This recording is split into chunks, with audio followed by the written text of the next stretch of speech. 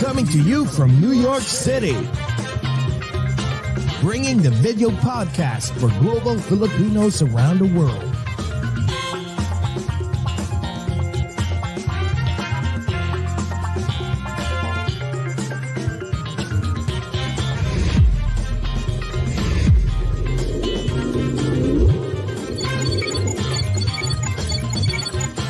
Watch and listen as we speak and get to know different celebrities, icons, influencers, and inspiring people. Join Jesse Dang and Jay Cass as they talk about anything and everything while bridging the gap between Filipinos of different generations and genres of choice.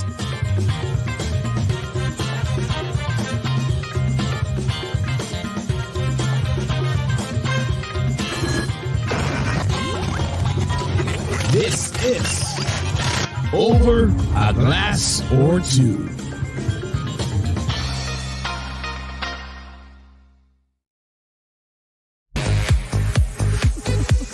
Ayan. Hello, kamusta? I know. I missed this, oh ha? my God, I know it's been a while, no? Kasi nga, nagbakasyon po kami ng medyo matagal sa Europa. Kaya medyo matagal po kaming nag-hibernate. Ayan po. Ayan, na-miss po namin kayo. Ewan ko na lang kung na-miss nyo kami. Pero na-miss po namin kayong I'm sure lahat. it's vice versa. I know, right? Diyos ko, sa aming mga 20 million, God, parang ang dami. Yung pala, 20 viewers. Mga 20 million langgam. Oo, langgam. So, mga ganyan. My God, Jcas, kumusta ka na, Jcas? Ayan. Going goutilicious. Goutilicious? Goutilicious. Kasi Malapit na pong matapos gumaling yung gout ko. Kaso nga lang, di ba, iinom tayo in a couple of days. Mag-cheers tayo in a vineyard. Oo nga pala, with Rachel Alejandro, friend po namin. Yes. Sa research ko, I think I can have wine. Pero you can have one. sip or one glass. No, actually, bawal ang alcohol talaga. Ay, so, sorry. Yeah. Pero wine ang pinaka. Pero since we're doing grape stomping, so you can do that. Alam mo yun, tapakan mo na lang yung grapes. Tapos kami na lang iinom for you. Ganun na lang. Ay, iyak ako. Gusto ko ng sip naman, ano ba? Gusto ko naman tamaan, Chos. I know. Feeling ko pagkatapos niyan, wala na, hindi ka na, at iinom ka ba, back to normal na naman eh, no? No, parang yung nangyari. I need to readjust my, yung diet ko lahat. So, ganun lang. Ganun talaga pag nagiging 16 The years world old actually is telling you something, di ba? Sabi ni Papa Jesus, medyo lay low na sa pag-iinom. Ayan. At syempre, dami po galing namin sa'yo, ha? Wow! Galing sa akin. Wala naman akong gout. Oh my God. Hello, Kettle. Wala naman akong gout. So my God. Pero at least, nag-enjoy po kami sa aming, my God, ewan ko kung flooded na ba ang aming social media ng mga, mga videos and photos from our European Malapit na ako matapos. For like, how long ba? 3 weeks? 3 weeks? It's been a while, no? I'm already in Madrid, Spain. I know, ako hindi pa nagsa-start. So anyways, kumusta na po kayong lahat? Kumusta? My God, parang ang tagal na po namin kayong hindi nakita. Sana po abangan nyo pa rin po ang Over a Glass or Two. Ayan, kumusta po sa lahat ng mga nanonood sa buong Pilipinas, especially sa aming dearest USA at sa buong mundo. Nako, lalong-lalo na sa mga taga-TFC, okay? The Filipino Channel, iWantTFC, of course, FYE Channel in Kumu. Ano pa ba? iWantTFC, syempre Facebook and YouTube. At ito na, nakalimutan ko na, ang Jeepney TV. Kumusta po sa lahat ng pasahero ng Jeepney TV? Jcas, ikaw naman, go! Dito naman po sa South Brooklyn. Good morning po sa lahat ng mga Filipinos and non-Filipinos in different time zones, in different dimensions, in different continents, in different galaxies, in this whole wide universe. Excited na po kami, my God, sa aming special guest ngayong araw na to. Kasi, nga pala, nakalimutan ko palang mag-greet si Bill Santiago, di ba? Si Bill Santiago, director of Soho Film Festival ng 2023. Hello, congratulations actually. Congratulations. Yes, yung guest natin for this more night is, my God, talagang, talagang idol po yan ng bayan. Na-meet ko sila in person, talagang in the flesh, finally. during the Soho Festival, Film Festival. So, ngayon nandito sila ngayon para magkwento ng yung mga new adventures nila at syempre pag-uusapan natin yung mga nangyari sa life nila, yung mga humble beginnings nila. Catch up. Kasi we had them in 2020. Yes. Diba? So ngayon, para naman sa mga TFC subscribers and Jeepney TV and FYE Channel, maririnig nyo ang kanilang life story. Ayan. So anyways, i-introduce ko na po ang ating special guest for this morning. Yes. What a great day to see our friends again from the West Coast. They are the multi-awarded media power couple, well respected by us Filipino Americans and people around the world. The first Filipino members of the HFPA, Hollywood Foreign Press Association, an association of the international journalists which presents the Golden Globe Awards in Hollywood. Oh my God, Golden Globe lang naman, mga producers. Just one of the producers, di ba? They are also board members of Asian World Film Festival, Soho International Film Festival, and the Manila International Film Festival. So, pag-uusapan natin yan kasi magkakaroon na ng Manila International Film Festival goes to Hollywood. So, ikukwento sa atin ang ating special guest for this morning. Ayan. So, let's welcome our jet-setting friends, the award-winning author, columnist, and journalist, the husband and wife team, Ruben and Janet Nepales. Woohoo!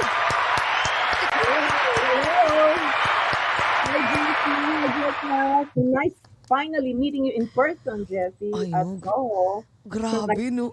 Kayo yon. Na-miss ko yan. I'm so sad. Ay, sayang. Sayang. And thank you for having us again. Maraming salamat. And as Jessie said, it was nice to finally meet you in person, Jessie. At marami tayong napagkwentuhan. And by the way, let's also congratulate Jorge Balios, the founder of Soho, in addition to Sibyl. So both of them, thumbs up. Yeah. Congratulations. Grabe. Congratulations, no? Ako, Congratulations sa inyong lahat. At saka grabe nung na-meet ko po kayo, talaga nung una, starstruck kami, nahihiya nga kami ni James ko, andyan na sila, nahihiya nga ako. Sabi ko, pero ang bait pala in person. Grabe, sabi ko nga, kaya sabi nga namin ni JV, kaya siguro talagang binigay sa inyo ng Diyos tong blessings at abundant blessings. It's because you guys are very humble. I mean, imagine na grabe yung mga achievements nyo, especially sa Hollywood. Tapos, until now, napaka-humble nyo pa rin. Sabi nga ni Jessie, ang bait-bait nyo daw. Oo, paulit-ulit nakita ko talaga yung mga pictures sa Facebook, yung nag-lurk ako. Habang nainggit ako, habang nagpapagaling ako ng gout, doon ko nakita na may mas maliit pa palang babae kaysa kay Jessie. I know. Hindi, actually, parehas tayong, parehas tayong maliit. Oo nga nadadala lang ng heels yan. Parehas kami cute. Pero kasi inggit din kami sa pictures ninyo sa Europe. Nakaka-inggit. Wow, especially nakita niyo yung Filipino restaurant sa, was that Madrid, I think? O Barcelona? Oo, sa Madrid. Yes, the Arco. Yung Arco. Yes. Have you been to Arco? Hindi pa? Hindi pa. Ayan, pagpunta nyo doon. O malay mo sa future, we'll have like a group vacation. Kasi actually, that would be nice. No, kasi nung umalis kami, we were 42 people and I coordinated everyone. Yes. 42 friends. So ako lang, yes, I invite people. Work out the logistics of that. Tatlo na lang, apat, mahirap. How much more? 41. Sa totoo lang kasi, hindi magaling ko alam si Jessie sa ganyan. Hindi ko alam sa Excel bakit sheet. may Pero kanya-kanya rin naman yun. Hindi yun sabay-sabay lahat para natin pero ang ginawa ko is like kino-ordinate ko yung mga, of course, yung mga things to do. Okay, bahala na kayo dyan. Tawag dito, kung sino yung gustong sumama the sa atin. The ganito. Diba yun? So basta kino-ordinate ko yung 42 na yun. Kaya sabi nila, Jessie, sabi ko, hindi ko alam parang meron akong tawag to, kiti-kiti sa chan or ewan ko ba. Basta I'm just like, I love doing it. Like parang... Kiti sa chan? Ano yun? Ay, parang, ano ba yung Tagalog na yun? Iba yun. Ano ba yung, what's kiti-kiti ba? Di ba warm? Is it? Tadpole. Tadpole pa yun. Basta parang, I just love coordinating ever since talaga. Siguro sabi ko kaya nga siguro, I've been a project manager ever since kasi nga, I love to coordinate different projects. Like, organize talaga lahat. Sabi ko, baka past life ko din naging ako. Ang tawag dito, may-ari ako ng isang travel agency. Kasi yun ang gusto kong gawin.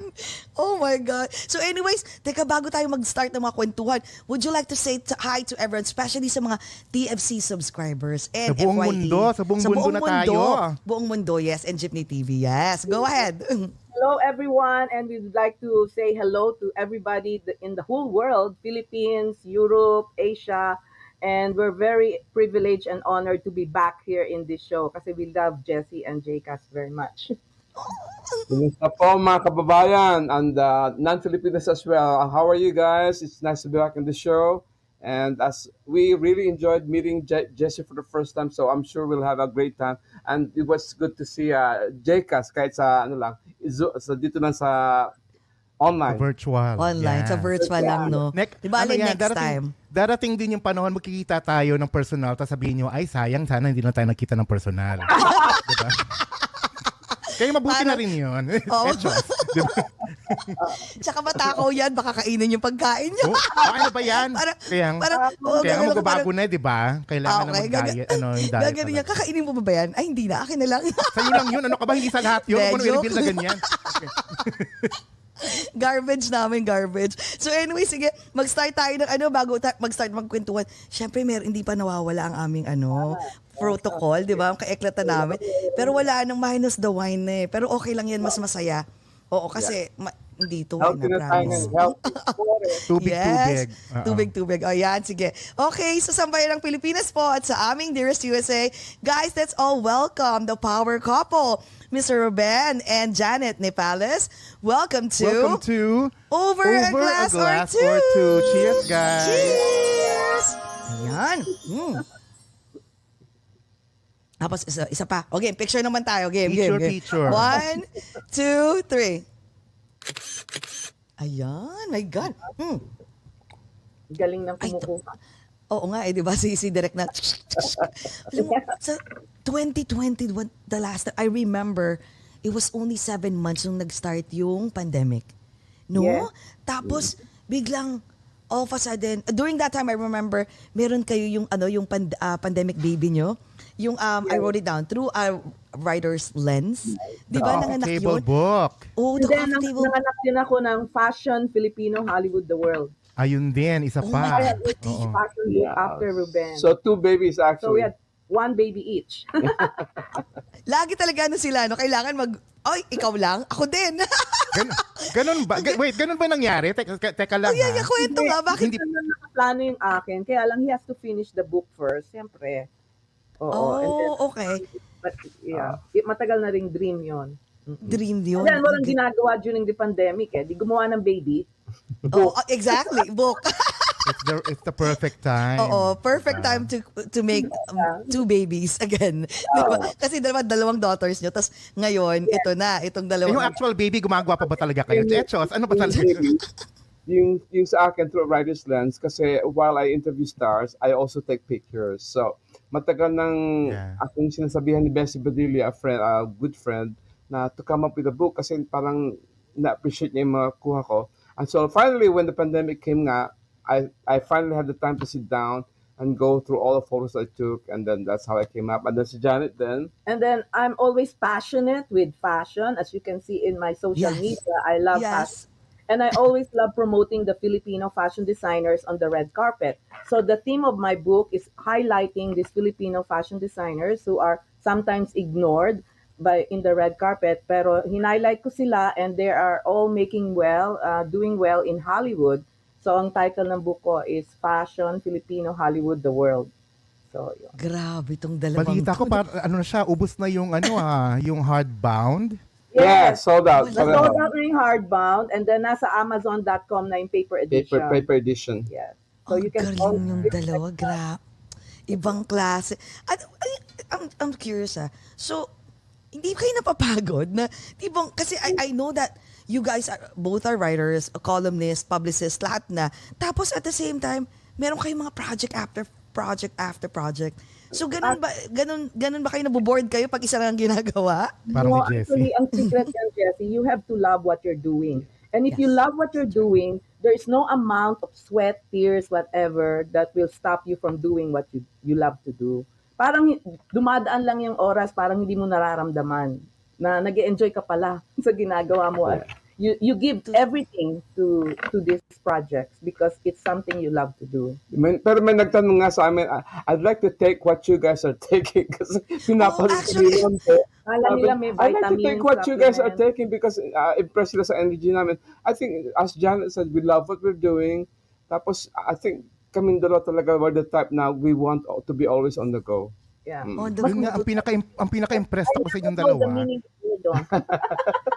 Ang pinaka-impressed ako sa inyong dalawa is that I think I don't see you staying put in one place. Like if I see the Facebook, nandito kayo sa Venice Film Festival. Maya't maya nasa Pilipinas. Yung isang araw nasa New York kayo, sabi ko, kumusta yung frequent flyer miles ninyo? Mahal na mahal ba kayo ng airplane? 1 million And then, miles. I think this is one of the things that we are grateful to God for kasi we are in the same profession. Kasi yung ibang couples, nagsasuffer ang kanilang relationship kasi one goes abroad most of the time, naiiwan yung so that's very bad. And we've seen friends na ganun ang kanilang na at least kami, maswerte kami and we are really grateful for that na we can travel together and kasi our work takes us anywhere together. Yeah. And ang maganda yan, we also compete against each other. Yun na nga.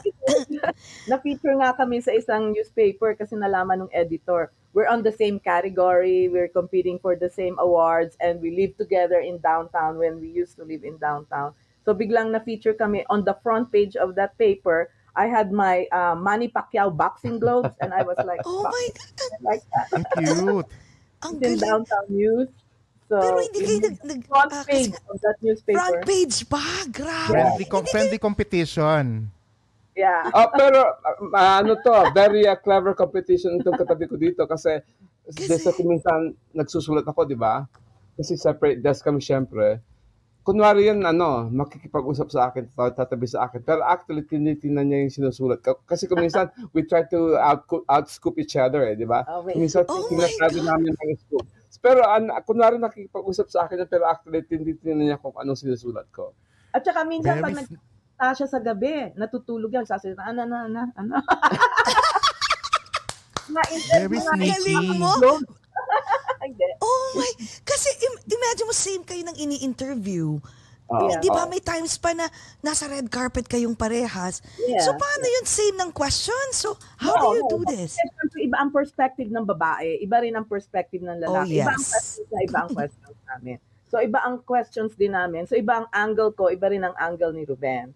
So Pero ang hindi rin kami yeah. nagkakapareho ng Pero ang sabi ni John, kasi kasi ang sabi niya sa akin, overachiever lang ako. Let's say we are driving from a press conference, let's say. Ang sabi niya, nagdadrive pa lang ako, naisulat ko na yung aking article. Kasi si Ruben overachiever. Ako naman laid back. Siya, kunwari, pagkasulat ng article niya, editin pa niya uli yan, babasahin niya uli. Ako pag naisulat ko na, ayoko na makita. Send! Oh, wow. Okay, ang galing so opposite talaga. Ang galing. Pero Ako gusto ko yung malapit na ang deadline. Kapag kunwari mamaya na ang deadline, parehas tayo. adrenaline. Si Ruben, siguro 3 days, 5 days Ayun ang big difference sa amin. Hindi ako pwede yung yung rush. I want to really take time and kasi right. I think nakaling yung adrenaline sa akin kasi I'm a newspaper woman. I'm a journalist sa newspaper. So sanay ako na my editor is waiting for the article. He's looking down my shoulders and watching me finish the article. And then page per page binibigay ko sa kanya. That was my training na on the spot na writing. Okay. Interview, you write, kagad. Oh, okay. Yun Tapos, ang Sir Ruben, journalist and you used to be a publicist. Publicist. But on the side, I was also a contributing writer. So journalist din ako on the side. Yeah. I was with Times Journal noon, and we had a publication called Parade Magazine. It was a Sunday magazine, and Ruben was one of our contributors. Doon din nagsimula ang ating love story. Next Ayun na. Hindi ko na kailangan tanungin Automatic na So paano papunta na pala nag-start doon. yung love life? Ikwento naman, please. Like what we napag-usapan natin, Jessie, Hindi daw ako type ni Janet. Kasi we met in college at University of Santo Tomas. But she likes to say, I know I'm many years ahead of her. She likes to say that I'm many years ahead. But galing ako sa probinsya, Jessie and Jaika. So can you picture me? Very nerdy, geeky looking, ang pet ko. Siyempre, prom dia but I'm proud of it. Prom during that time. Kaya anong impression niya? Tapos may picture taking kami nun sa The Flame, which is the college paper. And then, akong editor nun, staff writer ka. And he was making Sapik ka, gumanon ako. Yeah. Umakbay. Sabi niya, presko nito. Ay, turn off sa akin. Hindi niya ako type. But we met again after several years. After graduation. After I was working in the newspaper already, Times Journal, and Ruben was with Way Records. Warner Electric Atlantic. I was a publicist there. Yeah. And he invited to attend the press conference for Paul Williams. The singer Paul Williams. And that was the first time we met again after college. Yun. So nung na-in love ka na kaagad nung nagkita ulit kayo? Sabi niya, nakita niya ako, sabi niya, may potential. Marunong na magbihis. Ay, nag-improve na. Nag-improve na. Nagkapera na kasi, di ba? Parang designer na yung suot ko. Tapos? Siyempre, meron ng-income, pwede natuto na ako magbihis, di ba? Yes. Ang nakakatawa noon, yung first meeting namin after college, he was the host of that press conference. So for Paul Williams. Baka hindi nyo kilala si Paul Williams. I'm sure hindi kilala ni Jessie. Kasi Paul Williams is? Sino ba siya? Parang familiar Against the World. Yeah. I mean, yung song, yes, we're familiar with the song. Oscar winner. He's an Oscar winner. Evergreen. He composed Evergreen. Alam ni Direk yan. Evergreen daw, direct. Go.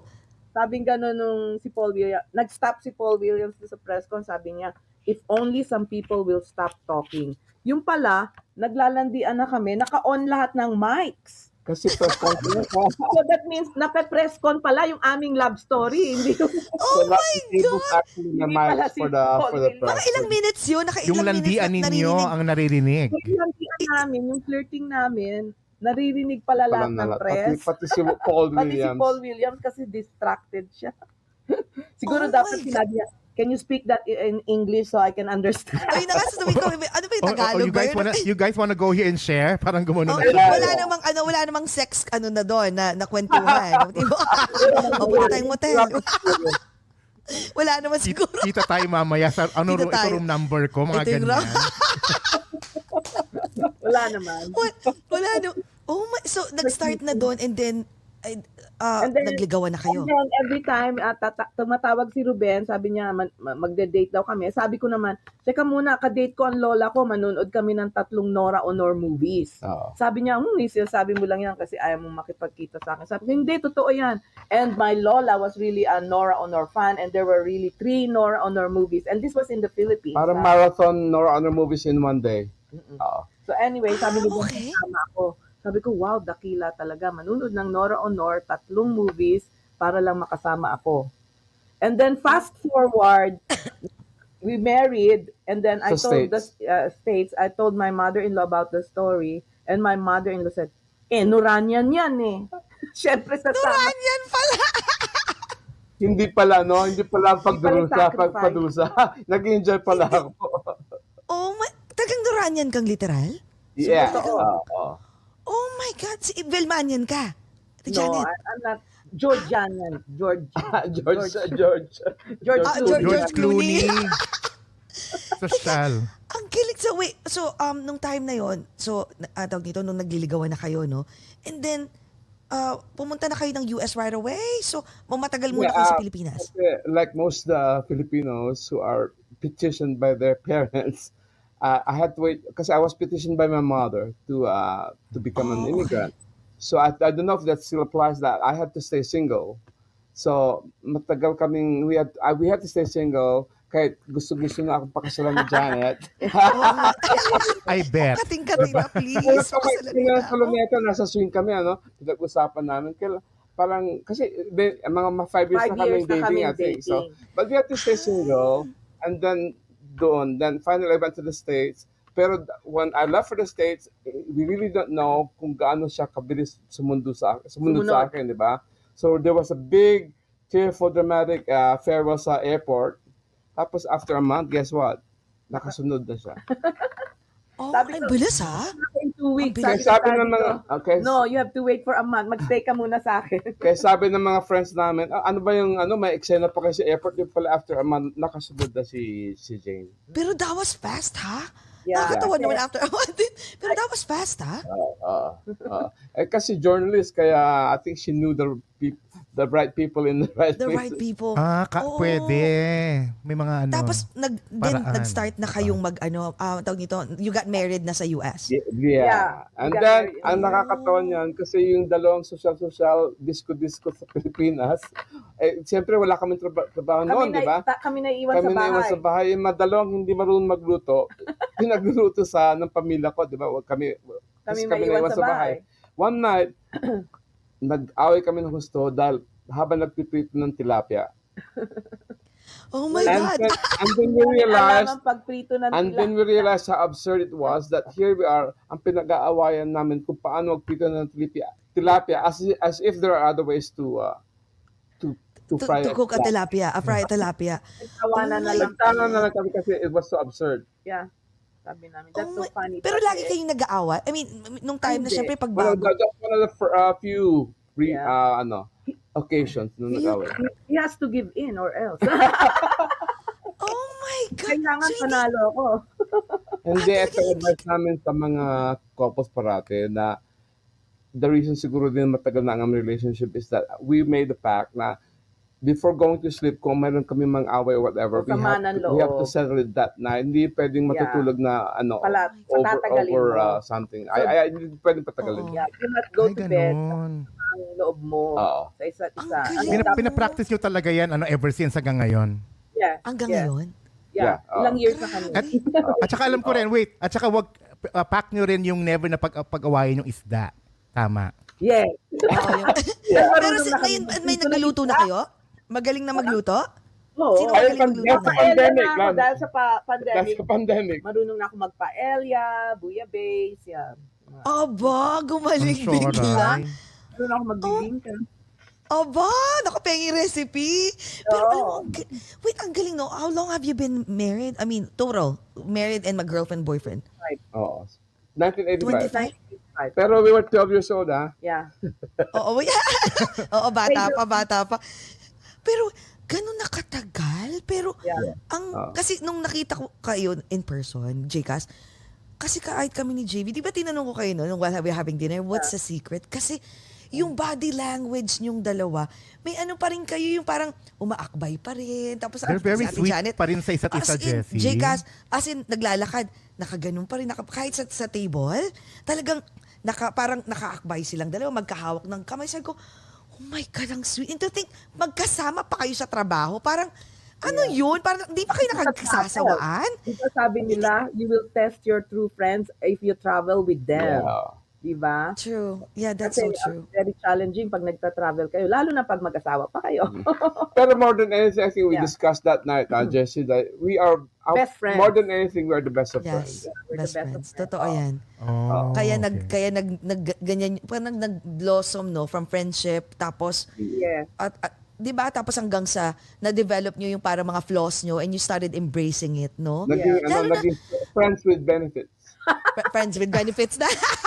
Yung roommate mo, naging roommate. Hindi kasi sinasabi nila, I have a lot of friends, sinasabi nila na, yun nga, pag matagal na, wala na yan, parang magbarkada na lang daw. Parang the intimacy is not there anymore. Especially pag nagkaanak.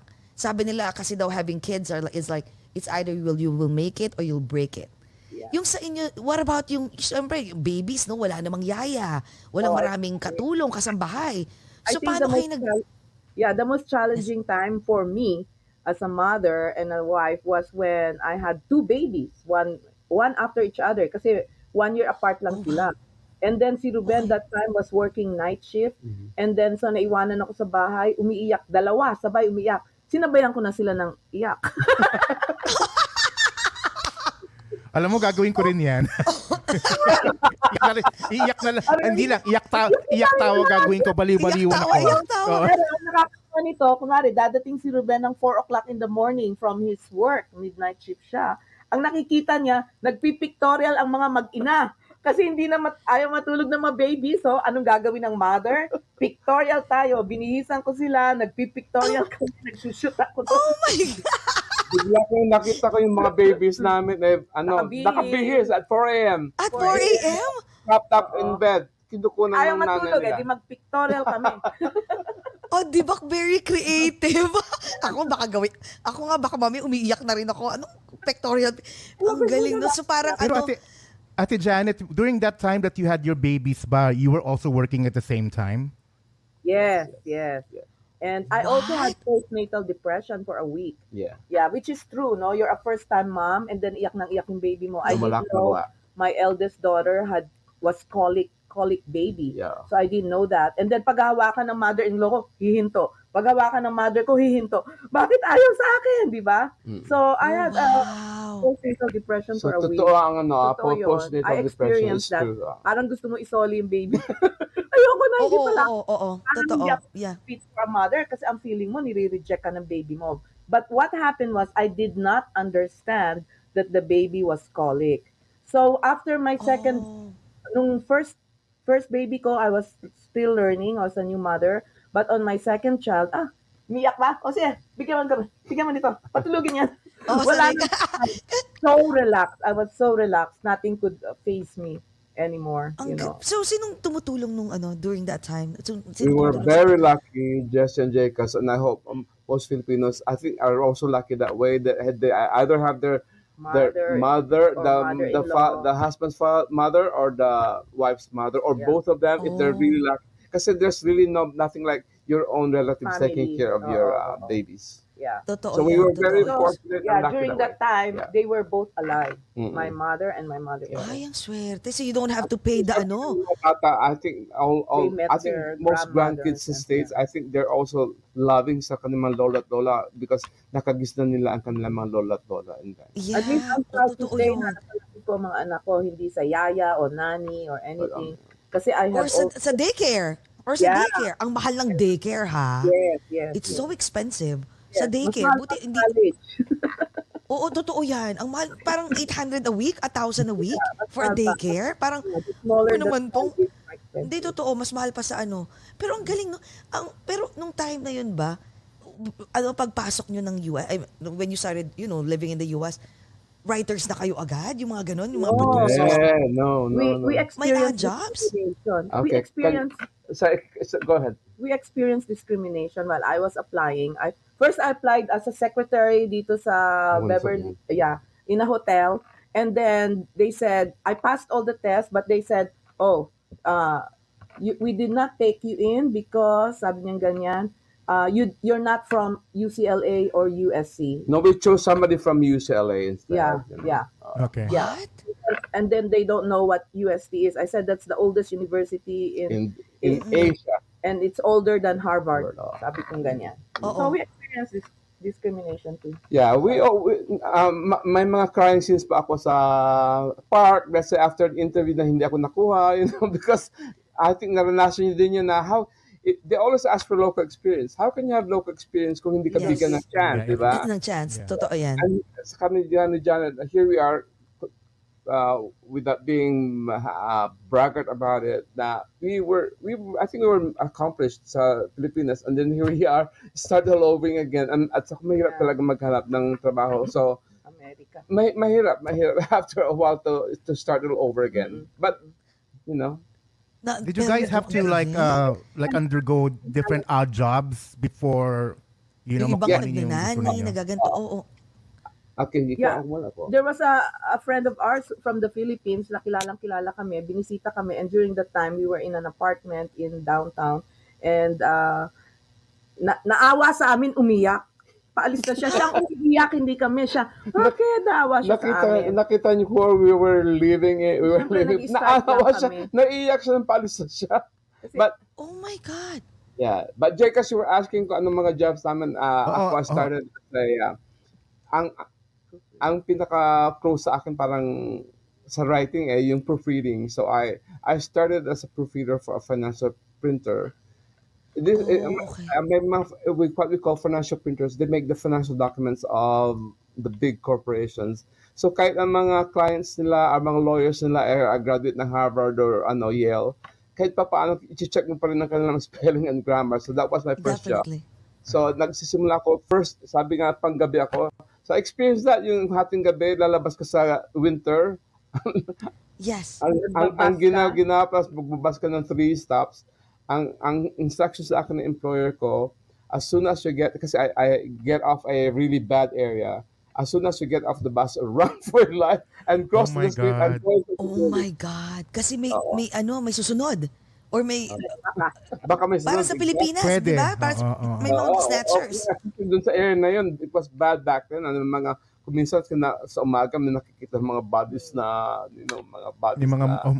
Oh my God. Whatever, yeah. Ako naman, I started as a secretary in Sunset Magazine. Then I became a marketing coordinator for a law firm. And that's how I started. And alam mo naman ako, na-promote ako kagad na nag-e-edit ng work ng mga puti. And dito kasi makakita ang puti ng red marks, traumatized na sila, no? Ini-edit na ng isang immigrant na bagong salta na, alam mo na, akala nila ngayon lang natuto ng English, hindi nila alam na hindi tayo mag-English. So, nagko-complain siya doon sa aming boss, why is this immigrant editing my work? And then my boss said, no, let Janet edit your work. And so, she resigned. Not all naman, pero I think you and Jekas encountered that too na, parang hindi sila comfortable na bakit itong immigrant ang nag-edit ng trabaho nila. Oo. At saka pwede niya sabihin yung word na immigrant before. Ngayon, 2023, hindi mo na pwede gawin yan. Hindi mo pwedeng sabihin. Yeah. That was in the 80s. That was in the 80s. So, noon. Yeah. Baka hindi, kahit ngayon pa din. Nag-edit ka na ng trabaho ko, sino ka ba? Parang gano'n. Brown ka ako, white. Hindi, alam mo sa totoo lang, hanggang ngayon, it still exists. Kahit sa work namin. Oo, syempre, pero nag-i-exist pa din may mga laws na, di ba? Pero may times pa din, especially pagdating sa hiring, may mga ganun pa rin yung tipong, after nung mag-uusap yung mga managers, parang may accent siya or titingnan parang bakit may ganito siya. May ganun talaga eh. Hanggang ngayon nag-i-exist pa rin yan eh. Kahit na sabihin mong US citizen ka, ang itsura mo pa rin, kung anong kulay mo pa rin. Diba? Totoo yan, no? Yes. Kahit nga sa Hollywood din ba ganun? May ganun pa rin? Especially sa actors, for sure. Well, ang Filipinos now are really coming out as Filipinos. Before, they hid themselves as Filipinos. Yung mga actors, ha? Yung mga actors, ha? Noon, ayaw nilang sabihin Filipino sila. Either they're Hawaiian or something. Different nationality. Or Chinese, they don't claim they're Filipinos. Because ang hirap i-put ang Filipino kasi hindi mo alam saan ilalagay ang Filipino kasi we were well adjusted, we speak English well and hindi nila ma-put in a box. Ang theory ko dan I believe yung mga kids, younger generation, they grew up watching MTV so they got exposed to all the different races. I think na talagang na-expose sila, so they realized this world is made up of different races. So as a result, itong mga younger actors, they're very proud to say, I'm Filipino. Yeah. Hindi na, dati kasi ang nagtatago sila. I'm a mixture of Filipino. I'm a mixture of Japanese, Spanish, Malay, Polynesian. Pero walang mention ng Filipino. Anything but Filipino. Pero ngayon, I think they're really proud to be Filipino. Proud, no? Pero ito may nagkwento sa akin. Sino bang celebrity nagkwento sa akin na dito raw sa States as an actress, so pag mag-a-apply sila, right? Mag-a-apply daw sila as, for audition. May lahat daw ng ethnicity nandun. Bawa, African American, Caucasian, Eastern, Southern Asian, mga may ganun. Biglang may isang column na Filipino. Yeah. Hindi nila makategorize They don't even know that the Philippines is in Asia. Yeah. There's a lot of, they don't know anything about the Philippines. Or no, they refuse to say na we're Asians. Kaya nga, di ba, na tayo Asian, Pacific Islander na tayo, di ba? Yeah. Ganun pala yun. No? Parang, pero, syempre saan to, nahirapan ako HFPA, right? So, kailan kayo nakapasok ng HFPA? Kasi, lahat ng Filipino kinabog nyo. As in, we were all so proud na kayo yung first Filipino. Kayo pa rin ba, kuya and ate? Kayo pa lang ang Filipino? So, wala nadagdag? May mga voting members na nakapasok. Right now, by the way, Jesse and Jay, kasi it's now known as HFPA is now known as Golden Globes. We were recently renamed as the Golden Globes in the HFPA. Golden Globes na lang siya. Okay. How we started is I was participating already in Hollywood interviews and in one group, kasi kuminsan round robin, a group of journalists interviewing one talent. After that, meron nag-approach sa akin na journalist na siguro na-impress sa akin mga questions, I don't know, pero biglang sabi niya, why don't you join the HFPA, sabi niya sa akin. So that's how it began. Yeah, and then after 4 years, I also applied and I got in too. So he's the first Filipino and I'm first Filipina in the association. Pero since then nga, in our effort to be more diverse, nowadays we have what we call international voters. So aside from the regular members ng Golden Globes, we also have, come Golden Globes time, meron kami mga recruits na international voters. From all over the world. These are the outstanding critics from all over the world that we ask if they want to vote in the Golden Globes. So that's why we have from the Philippines a critic named Jason Liwanag. He's a very good critic. He's a voter. He's a member of the voting member of the Golden Globes. Yeah. Grabe. Ayan. Kasi, congratulations nga pala kasi diba, nawala yung Golden Globes for a time, which is nakakalungkot. Yes. So ngayon bumalik siya and happy na ulit. So how did you feel na yung nawala siya and then ngayon, at least it's now, nawala siya sa saglit lang NBC. naman nawala, di ba? It's now it's back on TV. Nawala lang during the pandemic. We became streaming the show because we couldn't have a live show. People cannot gather, so it became a mix of live and a little live and a little streaming. So, and it came back now because of everything is normal. So we're back, and we also had to change some rules to accept more members. Yeah. Grabe, ang galing. Pero ito, sige, bago natin pag-usapan yung Golden Globes and especially the Metro Manila Film Festival, no. Pero curious lang ako, I'm sure marami rin gustong malaman yung journey nyo na paano kayo naging successful writers? I mean, kasi 'di ba, ang dami-daming aspiring writers. 'Di ba kasi napag-usapan po kasi namin during our dinner, na napakasayang dinner, is about destiny, 'di ba? We spoke about destiny. So, do you think nung time na yun na syempre the writers na kayong parehas, do you think that you were at the right time at the right place? Yeah. Do you think you were destined to do this? Actually, I've always wanted to be a writer. 7 years old pa lang ako, I've been writing already, like poetry and anything. And then when I became in high school, I was picked by the journalism teacher to head the newspaper of the high school paper. It's just public newspaper at the City High School. And then in college, my father did not want me to be a journalist kasi sabi niya maraming DOM dyan. Pero sabi ko, Dad, sabi niya, it depends on marami you. Ba? Marami nga ba? Marami. Pero sabi ko, during those days, 1979, that kind of stuff. Sabi ko, nasa anak mo na yun. You have to trust me. You raised me, so you have to trust me. So it's how you handle yourself. And so I took up journalism because I love journalism. I love meeting people. I love traveling. And so from that time on in the Philippines, and I was interviewing all the Hollywood stars already in the Philippines kasi stop over yung Parade magazine. If there's a Hollywood actor Parade ang nag-interview, andun ako. So I said, I want to do this forever. I love doing it.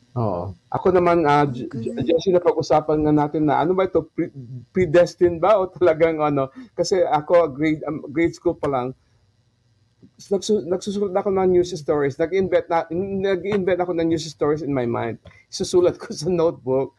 Tapos pinipilit ko yung mga classmates kong basahin yung aking mga news stories, So I think it's kasi dapat may vision ka talaga na ito You really have to love it. This is what I want to do. Grade school pala ako yun ang gustong gawin. So, in that sense, pareho kami ni Ruben, maliit pa kami, parang gusto na namin yung writing. And then, we focused on that, because it was our passion and probably it was our destiny. Ang galing, no? Tsaka feeling ko talagang you were destined to be in Hollywood. Kasi I'm sure madaming writers dyan na talagang lahat feeling nila magaling sila, mas magaling pa sila sa iba.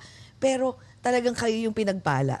Talagang sinabi ng Diyos, if I will pick Ruben and Janet to be on this place na hindi lalaki ang ulo.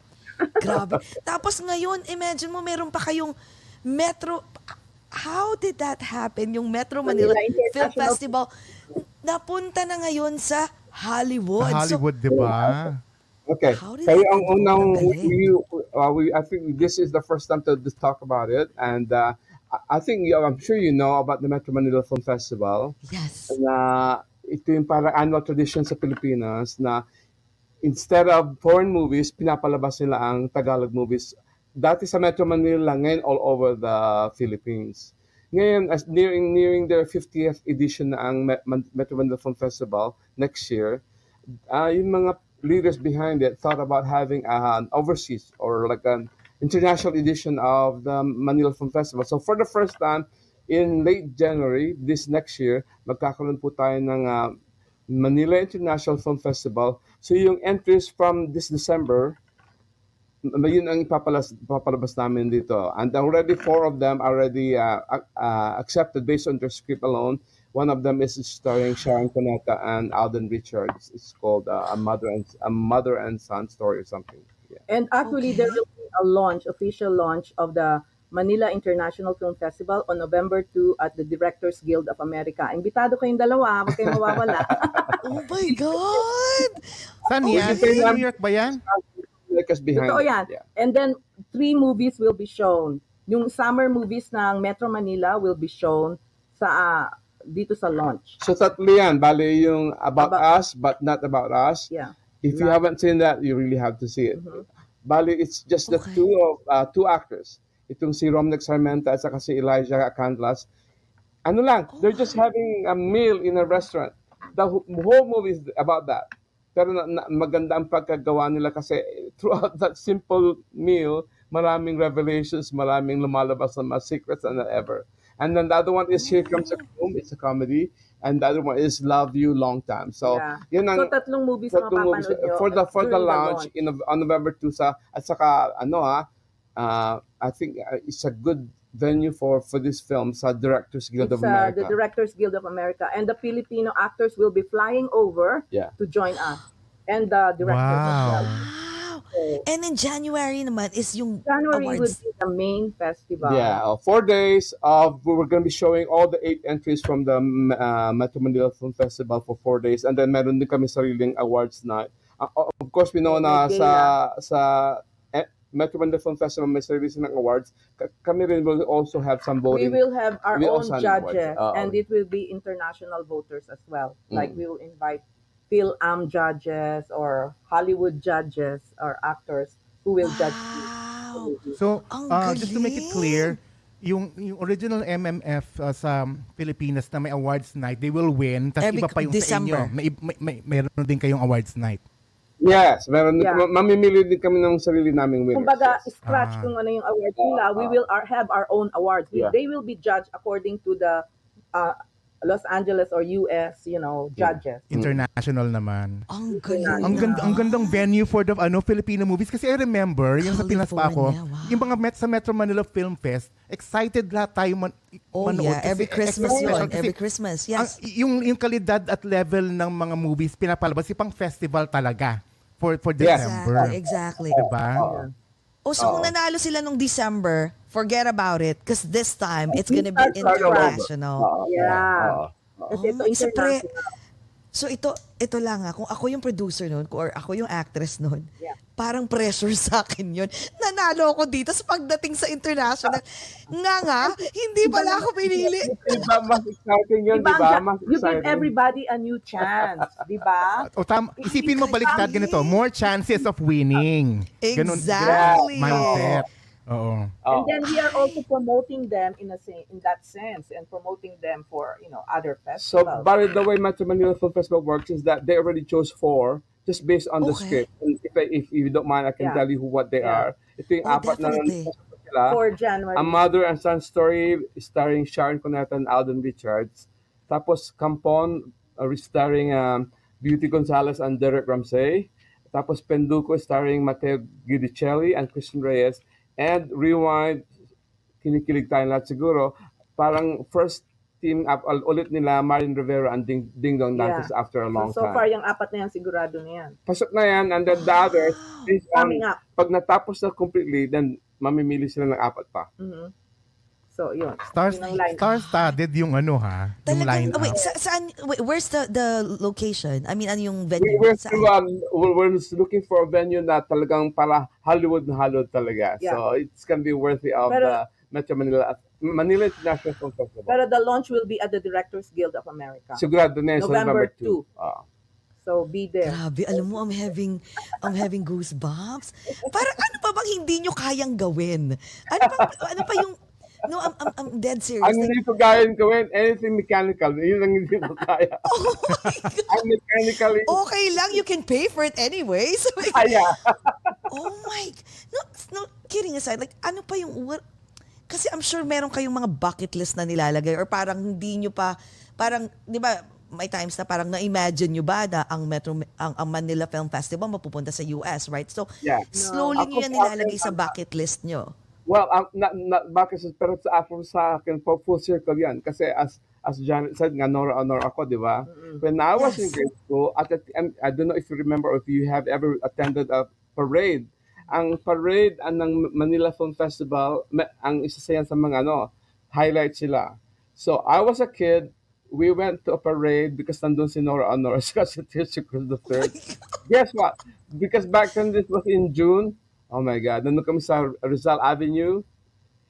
Biglang bumuhos ng hustang ulan. Oh my God. Basang-basa kami.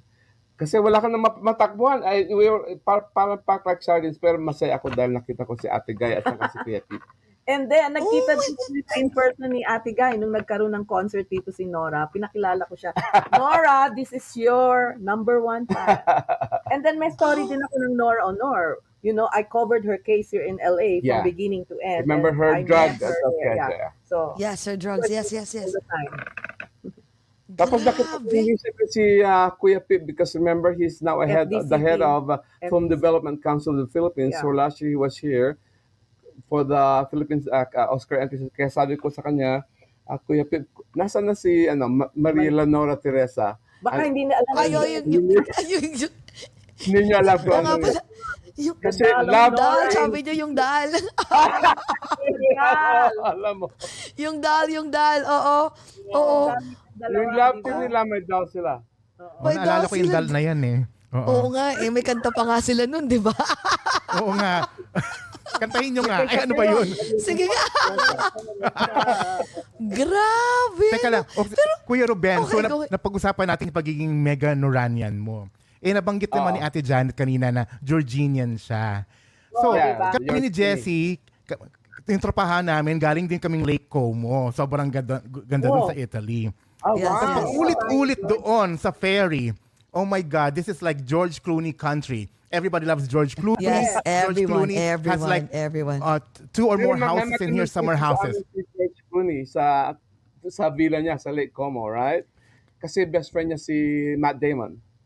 Yeah. Okay. So one time, nakatira doon si Matt Damon sa Lake Como dahil nagpe-prepare siya for a role at he needed to lose a lot of weight. He needed to lose a lot of weight, okay? So ang mahilig mag-prank si George Clooney, alam mo bang ginawa niya? Meron siyang sastre doon. Every day, sinisikipan ang mga pantalon ni Matt Damon. No! So kahit anong gawing diet ni Matt Damon, hindi pa rin siya. Grabe sa prank. Kalas ko tumataba. Yun pala, ang talagang prankster talaga si George Clooney. Kinikwento niya sa amin na pinapasikipin niya yung mga pantalon ni... Mga pantalon ni Matt Damon. Yeah. So, kailan niya ni-reveal na parang, teka, this is just a prank. Sa bandang huli na, yung sobrang butot balat na lang siya. Pero love ko talaga yung si George Clooney kasi kahit na sinong kausap niya, pag siyang kausap mo, he gives you full attention. He doesn't care kung hinihila na siya ng publicist niya, punta ka dito, punta ka doon. Pag kausap ka niya, 100% ang attention sa'yo. Kasi di ba nakamit na kayo ng mga celebrities, I'm sure na kausap mo nga sa harap, pero parang hindi na naka-concentrate sa actor. Ay, anggulo kasi. Yeah. Pero may mga ganun actors na like George na talagang he's having a focus siya. Yeah, naka-focus siya. Aside from George Clooney, sino pang favorite nyo? I like Meryl Streep as well. Meryl Streep, down to earth yan. Yeah. In-interview namin, ang niisip niya, what will I cook for dinner? Or I'm for worried. my kids. Yeah, or I'm worried about my daughter. She forgot her passport. She's so down to earth. And then, or my husband forgot my anniversary today. Mga ganon. Yun ang Tama nga kayo, no? Yung kung sino yung mga megastars, yun yung mga humble at mababait. Yeah. No? Like Angelina Jolie, very down to earth. She will answer any questions you have. Yeah. Kasi, at saka, I think we discussed it na usually mga megastars yun ang yun ang mabakit. Very humble. Because they have nothing else to prove. Kasi yung mga nag-start lang sila may attitude. Oo nga, sino yung mga yung mga may attitude? Para pwede pag-usap. Ang gusto pala ni Jessie, banggitin ninyo isa-isa. Ano ba yun? Pero meron, I'm sure. Another conversation. Pero mabait na kasi ngayon si Russell Crowe.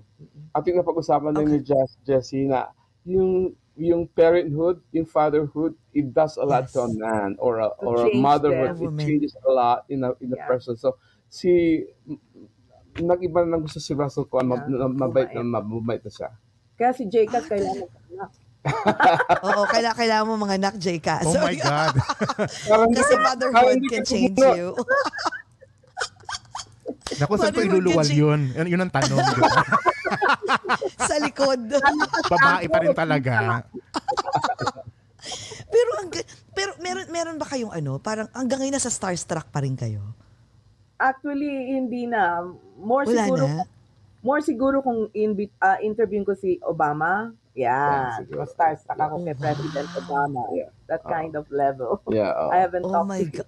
I've seen him, but I haven't talked to him. Or Bill Clinton. Yan ang gusto kong interview. So, did you try to invite them?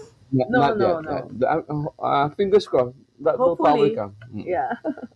So wait, magkwento nga kayo ng process. Paano yung halimbawa, gusto nyo ma-interview, let's say Obama, no? So how will you do it? Like, will you tell, magpapaalam pa ba kayo? Yun yung process ng isang company.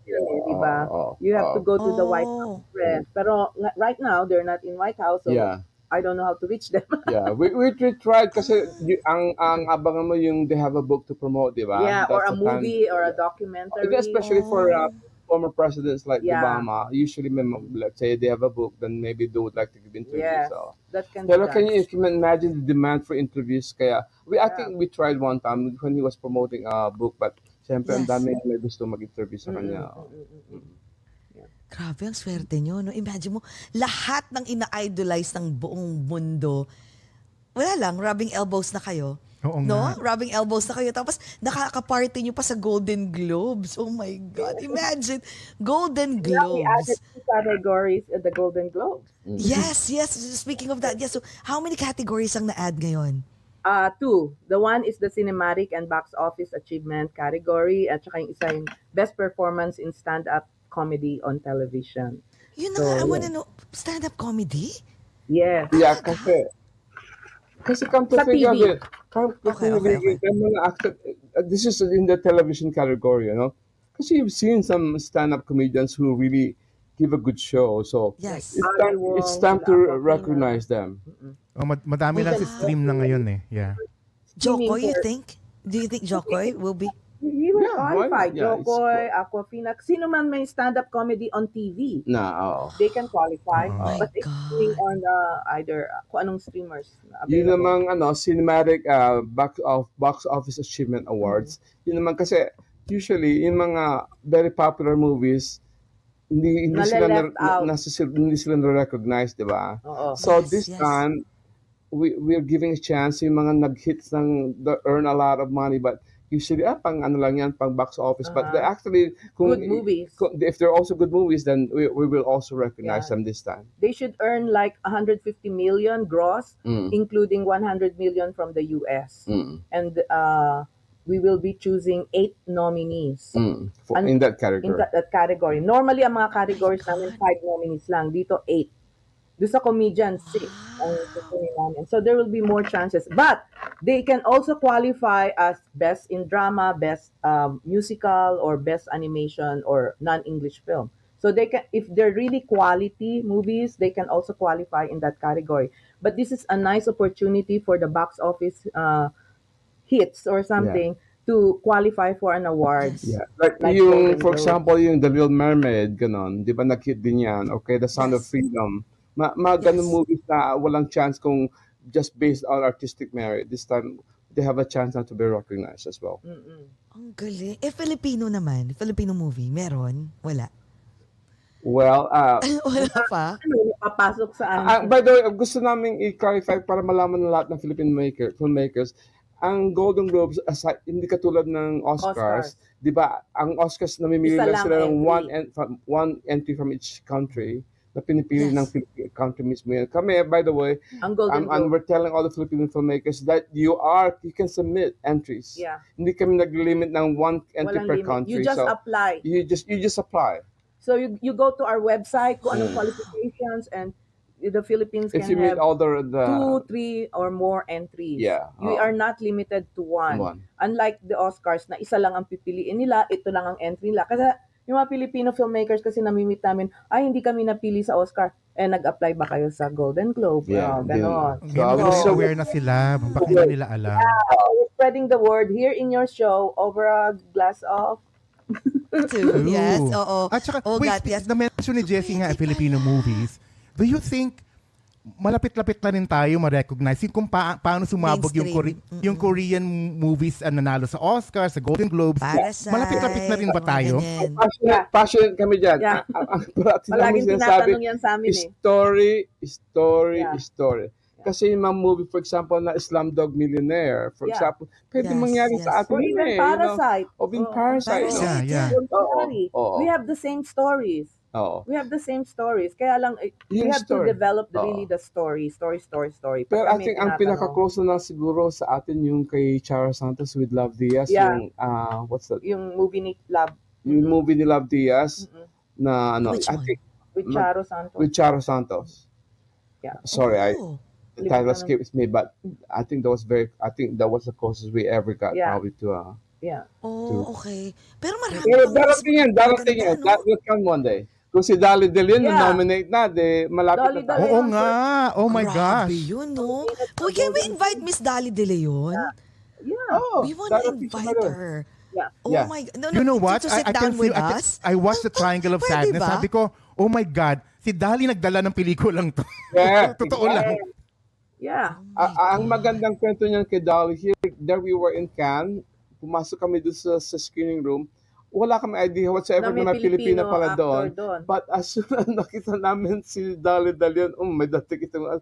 And it turns out, siya nga ang nag-carry ng movie. So, hinanap namin siya and ginugol namin siya during that time. Nobody has written about Dali De Leon. Wala pa siyang one article about her. Unknown. Nobody was writing about her until after the Cannes exhibition ng Triangle. Ang galing. At nakakatulong din talaga ang mga writers, no? Ang social media, publications, nakakatulong. Ang festivals. Ang festivals, nakakatulong.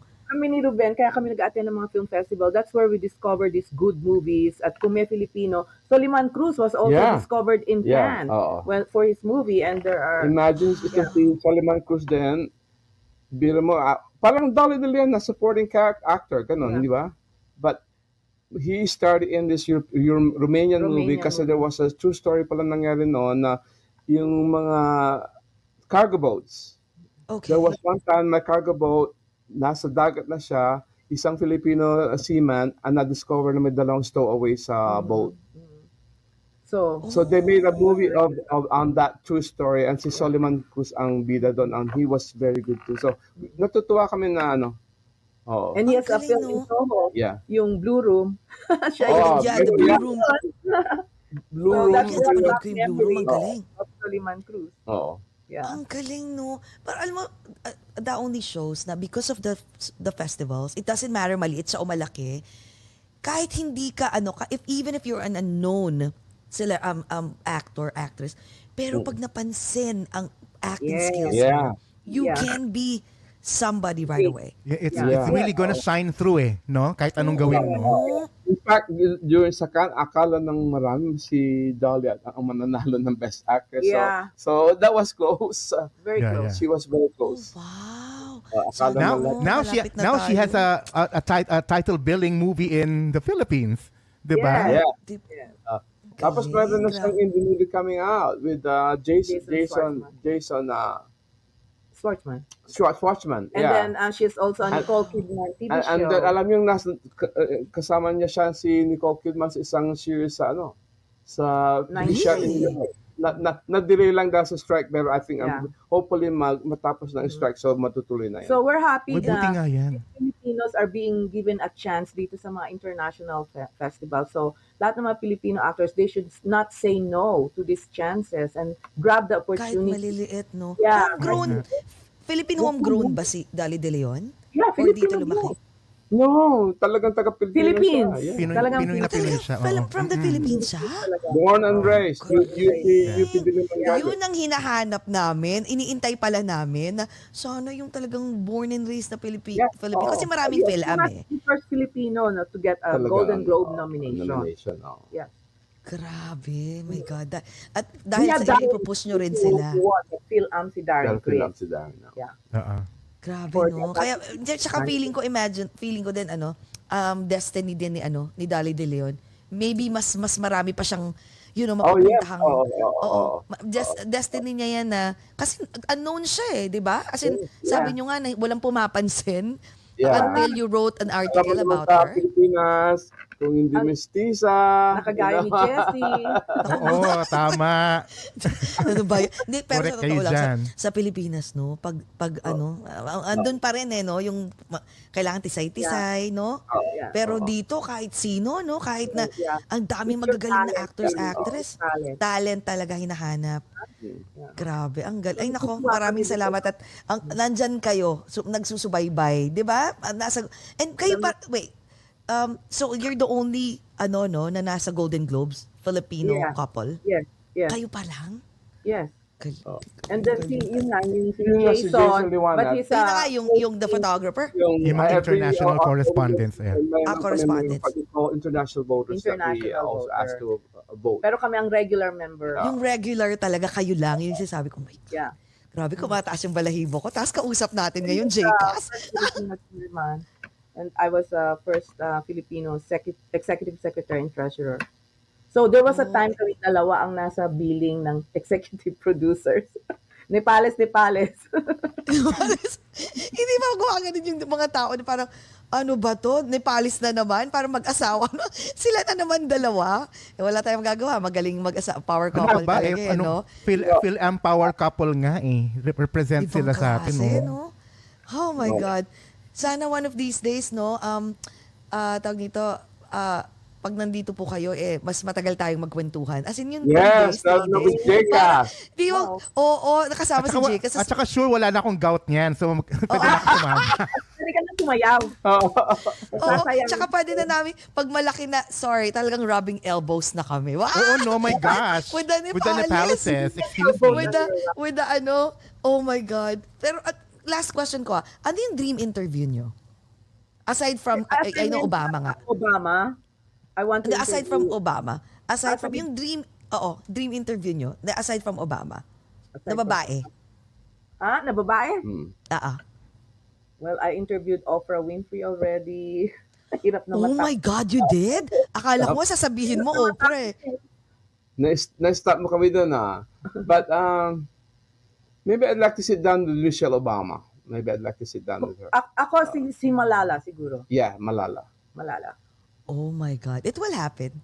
I'm sure it will happen. Well, lahat, feeling ko, kahit na siguro mag-70s na kayo, 80s na kayo, nag-i-interview pa rin kayo ng mga big stars and big celebrities. And I hope ito pala, sino yung tingin nyo na next Filipino, homegrown, who would follow your footsteps?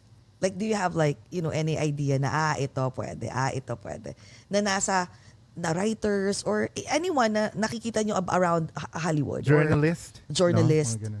Do they have to be a journalist? Meron na kayong wala? Para sa akin siguro kasi based pa siya sa Pilipinas, yung critic nga na si Jason Liwanag na napakagaling movie writer. Sa akin, maybe if he has a chance to move to the States, maybe he'll get more breaks for sure kasi he's a brilliant writer. Oh, okay. Sa bagay, kailangan you really have to be a brilliant writer, no? Yes. Before makapasok. Kailangan kasing brilliant mo si Ruben at si Janet. Diba? Yun. Dapat tier. Top tier talaga. So dapat yung question ko na, parang alam ko na yung sagot yung who's your favorite writer? So, siya na si Mr. Liwanag na. Right? For sure. Siya na ang favorite na Filipino writer niyo. Marami kami favorite writers din na ang sarap basahin, Oh, okay. I like Julia Abdaza. Yeah, I like that. Julia Abdaza? Magaling? Mm-hmm. Sino yung writer na naiyak kayo? Yung na-touch talaga kayo? Parehas kayong na parang ang galing nito. Gusto kong basahin ulit. Meron? First lang ako napayak, pero sino pa kaya? Na Filipino? Na Filipino or what? Na Filipino. Filipino. Ang hirap, no? Sa sobra siguro lagi yung pinag-isip mo sila. Mahirap. Mahirap. Sa dami, no? Na lang, hindi Filipino, Americans, or kahit anong ethnicity.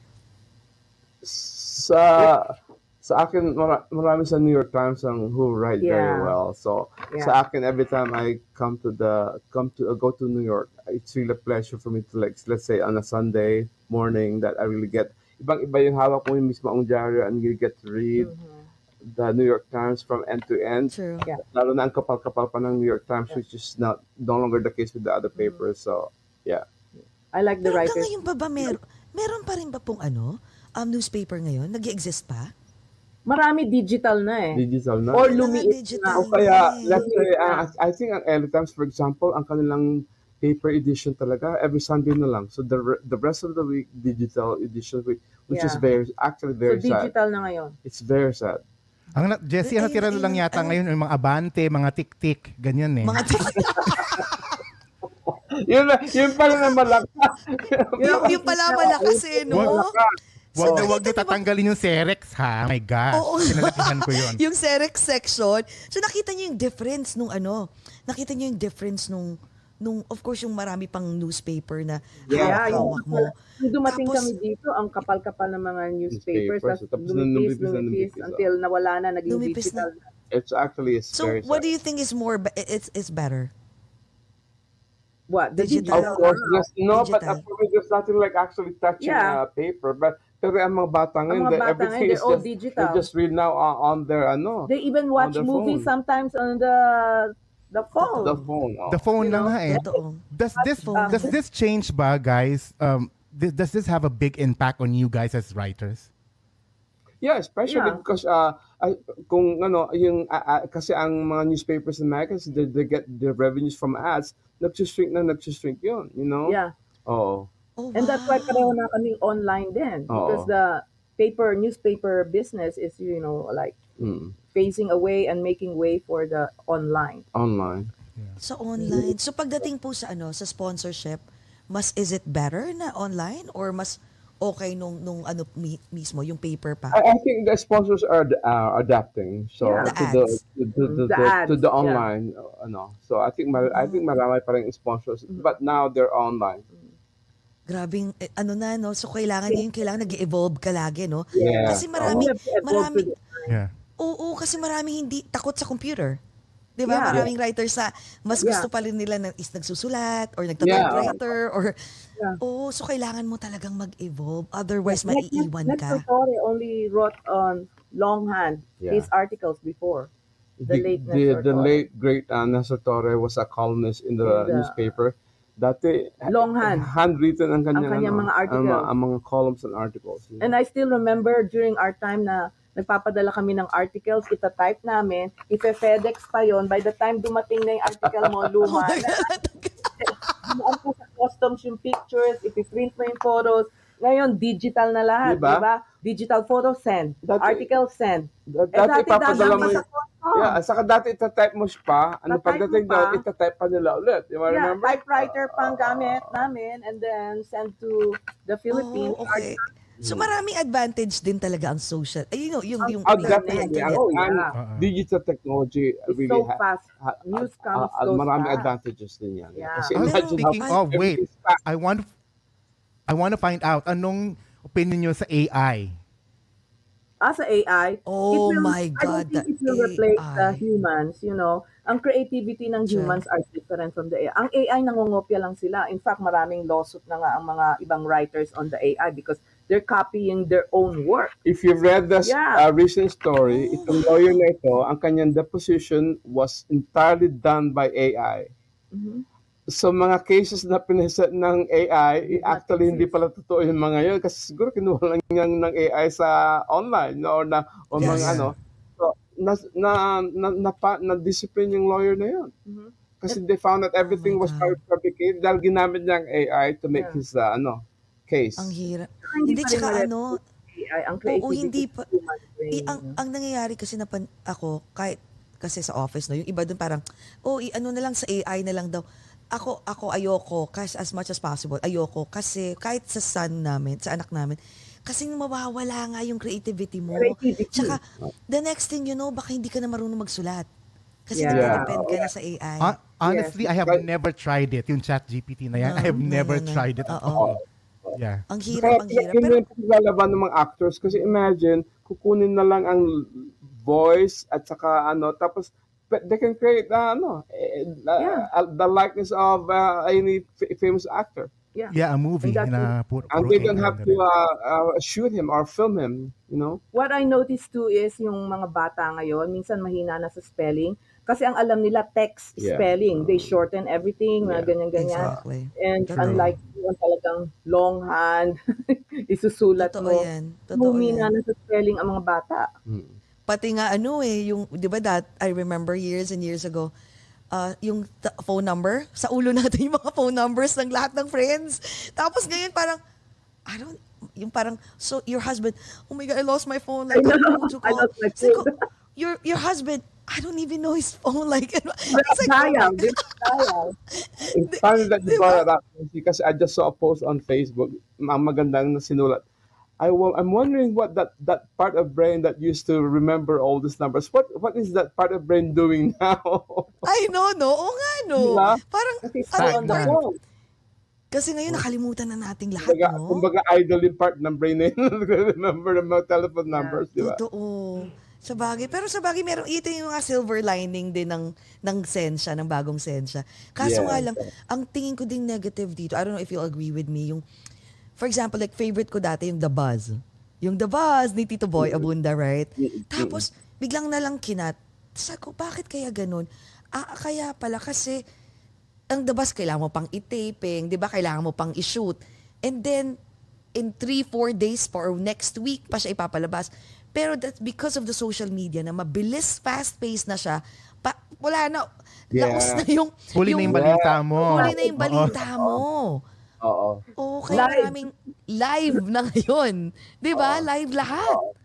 Kasi that's true kasi dati ang newspapers dati yung mga hindi news sections ginagawa 2 days in advance, So pero as you said, that's a social media.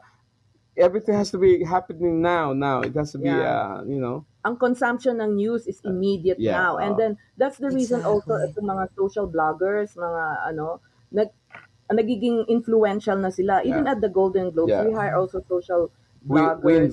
We invite them. We invite influencers them. No? Totoo yan. Influencers na ngayon. Or broadcasters. Kaya pag nagpunta ka sa red carpet, sabi mo, sino kaya ito mga ito? Mga bata. Mga bata, mga social media influencers, di ba? Parang, hindi mo kilala pero maraming following. Tsaka sila yung maraming pera ngayon. Billions of viewers. Sila yung maraming pera. Sa questions namin, syempre. Do you think, So anong klaseng questions? Do you think like, sige, pagalingan tayo ng questions. What kind of questions do you think mas mas creative or? Now, kung ano mag-gather ng biggest hits. Yeah. So it doesn't matter kahit mong tanga? Kahit controversial, no? Not related to the movie or something. Oh my gosh. So it's a changing world. So we all have to adapt to it. Yeah, you have to adapt. Oh my God. Parang yung ikatulad ng gigil. Di ba yung gigil advertising? Di ba? Lagi silang nananalo. Nagtatanong bakit nakita niyo yung Coco, di ba? Yung Coco na kay Miss Cess Drelon. Yeah. I mean, who would pinakita ko sa mga coworkers ko eh. So, yung iba, tinanslate ko na lang kasi wala namang Filipino doon sa department namin. Lahat sila na pag ganun. Ha? Parang what the? Pero ang mga creators nun, mga bata. Mga bata. As in bata! Ibang mga Gen Zs, iba na sila mag-isip. Kaya ngayon, Ate Janet, kung sa red carpet mag-interview ka, di ba? Kung gusto mo ikaw mismo viral, more than the artista interview mo, kunya madadapa ka muna. Oo, gano'n. Bago ka mag-interview. Diba? Ganun yung mga gimmick ngayon. Iba na. Dadapa ako kay George. Oo, diba? Sabay yakap kay George Clooney. Kailangan mag-viral. It's a different game. Tsaka dahil, since you mentioned that, di ba, dapat ang news ngayon instant na, right? Yes. So napansin ko, dumami na yung biglang naging vloggers, dumami na yung mga, tawag nito, yung mga naging broadcaster na agad, tapos ang millions na yung nauna pa sila sa, ano ba nangyayari ngayon yung, let's say, may sumabog na ganito, sila na yung pumupunta sa gitna, tapos nag-live sila, they talk about it. Yeah. Ang galing, no? YouTube. Nobody needs yung mga bata na gumagawa ng film nila on YouTube. They put it on YouTube. They get a lot of hits. They, something na nawawala na rin ang need for a publicist or a marketing person because they can market and publicize their own selves, you know? Yeah. Grabe, iba na talaga ang nag-evolve talaga, no? Dahil kay kay Zuckerberg, di ba? Dahil sa kanya, everything changes, di ba? Because of, so ibig sabihin, last question ko. So more on, kasi may ibang tao na they're just a good writer, but they cannot be a public speaker. Sa ngayon, feeling ko, dapat more on, you have to be both di ba? You have to be everything. Otherwise, you have to be everything. So kayo ba, are you more on like, can you do both? Like, kahit yung on the spot kaya? I do. You do. Nga pala. But ikaw, Sir Ben, can you do that? Like, yan ang that's true. Na usually, kasi ang mga writers usually mga na introspective mga private people kasi ang kulo na sa isip, di ba? So, dati rin, I'm not just public speaking, pero being married to Jenna. Kaya, sabihin ko, totoo lang. Dumaldal na siya. Nahawa na. I think it's also part of my growth and maturity as a person na kasi mahihiyan din ako dati na very nahihiya pero I overcame it. Yeah. I was very shy kid. Now hindi mo mapigilan. Introvert ka before? Oh my, akala ko pareho kayong extrovert. Hindi. Na-develop na lang si Ruben nung pinakasalan ako. Wala kasing choice. Kasi contagious nga yung pagiging extrovert mo. Parang si Direk hanggang ngayon hindi ko pa rin Pero si Direk matagal-tagal pa yata yan na. Kailan lumabas kayo madalas ni Jessie and Janet? Labas si JD mas madalas. Actually, si Direk ito, baka sana nga, matuto. May times na, di ba, nagkukwentuhan tayo. Ako, dal. Siya talagang, nakatingin at mga ganun ako. Minsan nahawakan ko na yung legs, magsalita ko. Ang dal mo pag tayo. Nasa loob lang ang niya. Jessie, ganyan din ako dati. I think as you grow, I think you tend to be more sociable. You tend to be more parang amiable. Parang it comes naturally. Hindi put on. You want to know get to know people more. Oo. Darating niya kay David. Nakipagkwentuhan niya daw siya. Ako si Sisa In college and high school, ako si Sisa. Sabi Kaya ko, aking sa performance, sabi niya, I'm married to her. Oh my God. Okay. So, pwede palang ma-develop talaga. Sige. Yeah. Actually, nung tinanong ko Oh. siya, sabi ko, bakit ganun? Sabi niya, si Sir Ben, nagkwentuhan kami. Ganun kasi siya, gusto niya one-on-one lang or tatlo lang. One-on-one. Pero pag madami, hindi na siya parang medyo nahihiya na siya. Madi-develop din yan. Batang-bata pa si JV. Madi-develop din yan. Parang Sana sino nga. kung ganyan noon. Then mangyayari yan, hindi mo na siya mapigilan, Jessie. Parang sabi ko parang mayor nga ng Pangasinan Oh ito. my Lahat God. ng- You created a monster. Alam mo, alam mo, hindi ko naisip talaga. I will never ever think na you used to be an introvert. Oh, yeah. He was very shy. Galing.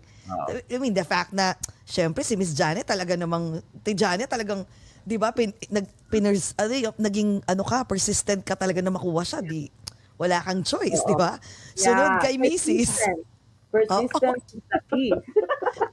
Di ba? My God! Persistent is the key. Sabi ni Direk, may 1 hour, 30 minutes na. Kulang talaga.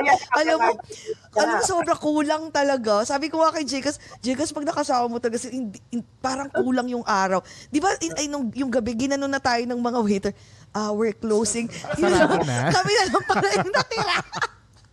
We were the only tawag dito, customer doon. Tapos pag gano'n namin, wala na palang tao. Yan ang pinakamasarap na kwentuhan. Hindi kayo nagsasara ng establishment. Oo nga, di ba? Next, sige, magkikita ulit tayo. Bale mo in November, mag-message tayo. Definitely, we wanna... Yes. My God, maraming salamat. Jekas, I'm sure ikaw may last question ka or ano ba ang gusto mong tatanungin? Ikaw pa, lagi kang may last question. Go ahead, Jekas. Iniisip ko kasi kung paano ma-apply sa kanila. But my last question talaga is like yung if you guys both travel back in time, kunwari, di ba? Meron kayong binigyan kayo ng capability to travel back in time. Alam ko na ito gagawin ko. Ate Janet, what are you going to tell young Ruben, at ikaw naman, Kuya Ruben, what are you going to tell Ate Janet? Ate Janet, yes. The young Janet. What I'm gonna tell Ruben is, you're gonna get the girl. You're gonna get the girl. Don't worry, parang ganyan. Don't be shy. Kasi mayayain siya nun eh. Ako naman, kasi crush ko na nga si Janet sa college pa lang, di ba? Oh my Nakikita God. ko sila, very close silang maglola. Sinusundo siya ng lola nila sa UST para mag-halo-halo sa Little Quiapo. And we both lived in Quezon City. So, minsan nakaabang ako ng bus, nakaabang din sila ng bus papuwi. I was just looking at Janet from afar, you know. I wish I had the courage to say, hi, I'm Ruben, and I'd like to meet your Lola. Kasi very sweet feeling Lola. But I was just looking at them from afar. But I was just admiring them. I wish I had the guts to say no na to approach them. Sabi ko, kung nagsalita ka, pinaghalo-halo ka. Di ba? Ako pa ng libre sa'yo. Oh my God.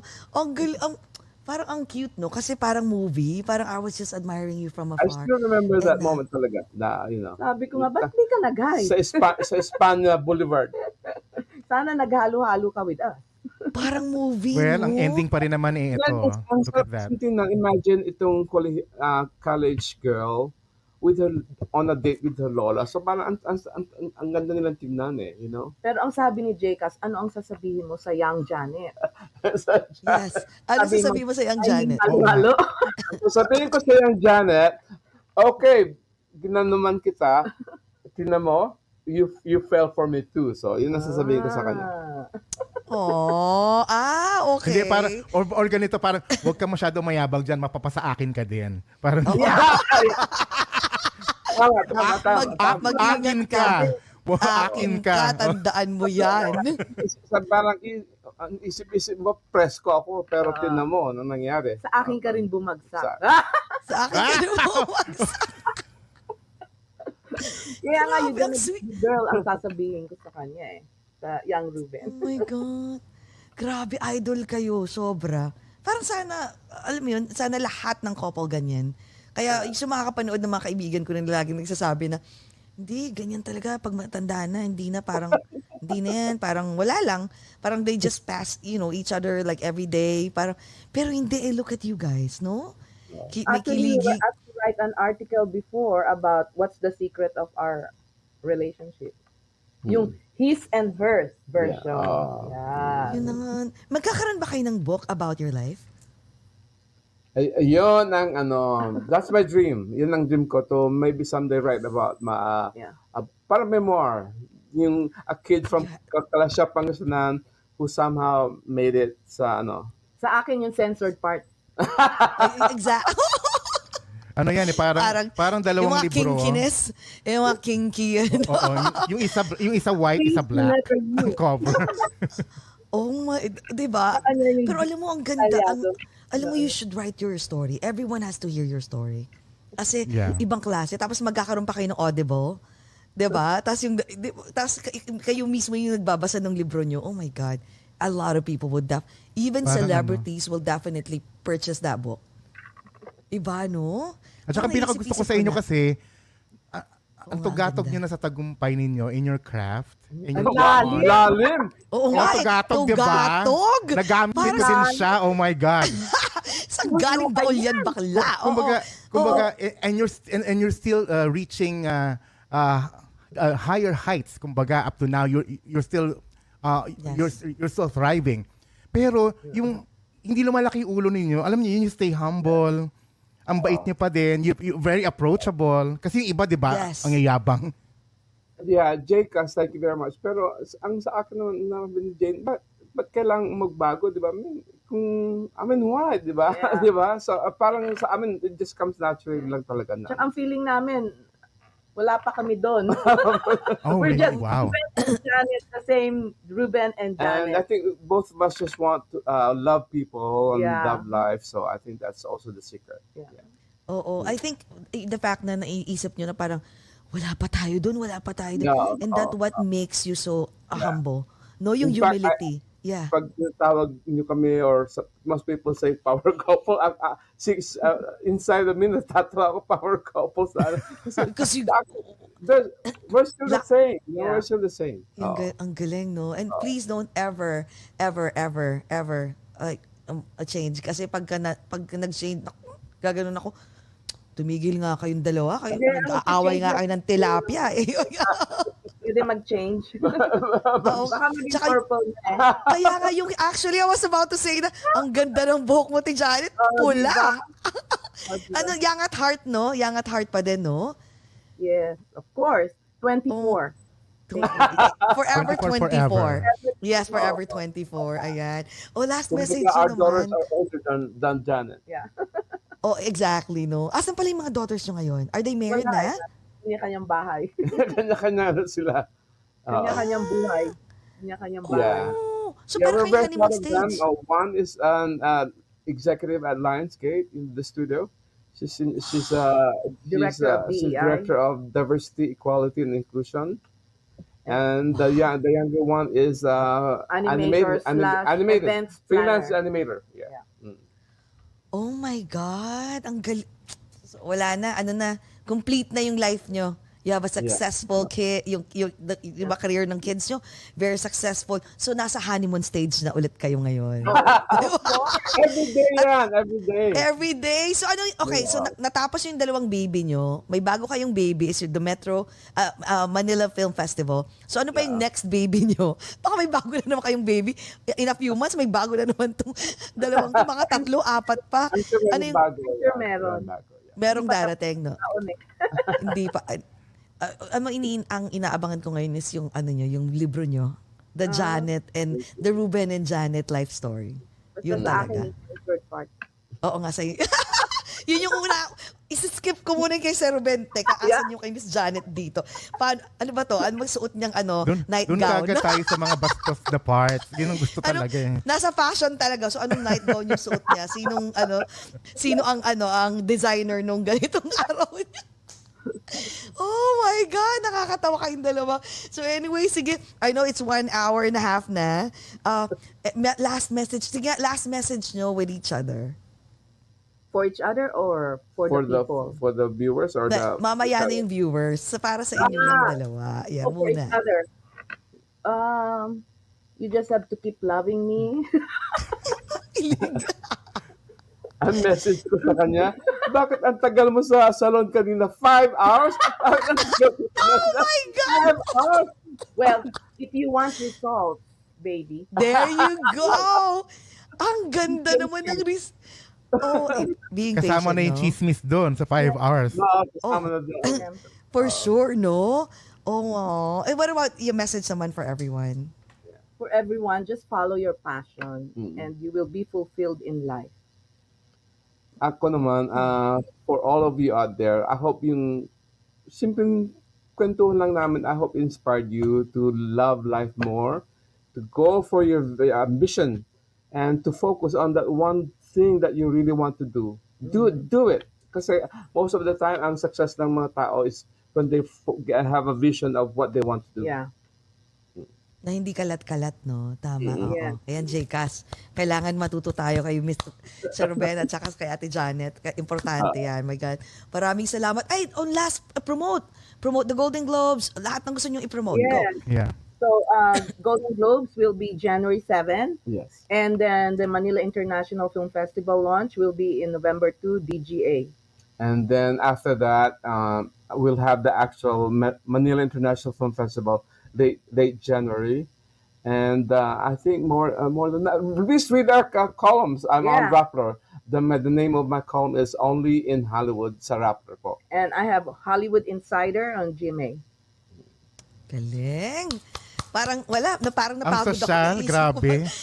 Ngayon pa lang napapagod na ako doon sa dami yung ginagawa. International tapos Pilipinas din. Parang lahat Wala na, diba? na. Oo. Kinonquer na nila yung buong mundo.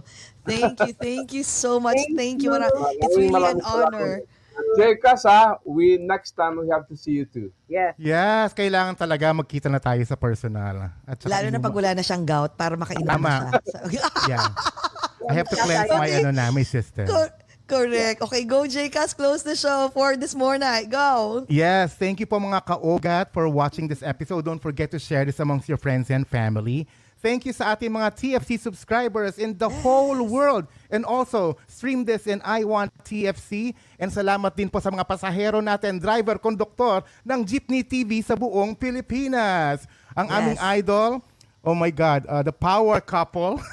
Yes, power couple talaga. Kuya Ruben Sobra. and Ate Janet, thank you so much for another chance of catching up with you and having this nice conversation with you guys. Ayan, mag-ano tayo? Mag-last toast tayo this morning, guys. Ngayon. Yes. Yan.